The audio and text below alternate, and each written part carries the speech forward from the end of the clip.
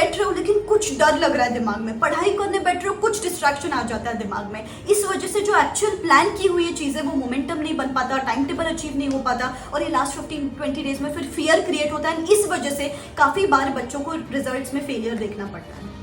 Guys एक secret बात बताऊं, ये जो सब थॉट्स आपके दिमाग में आ रहे हैं अभी, what if I fail in the exams, what if the pass percentage comes difficult, what if I get blank in the examinations, ये जो सब थॉट्स आ रहे हैं ना आपके दिमाग में, मैक्सिमम थॉट्स ऐसे होते हैं जो आपके कंट्रोल में ही नहीं है बेटा। जो पेपर सेट होना था वो हो चुका है, जो चेकिंग होगी वो उसी तरीके की होगी, पास परसेंटेज भी उसी हिसाब से होगा जो आईसीएआई ने डिसाइड किया है। आप कुछ नहीं कर सकते हो।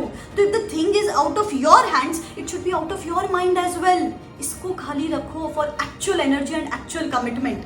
आपने एक बात सुनी होगी, just thinking deteriorates your energy and action creates the energy.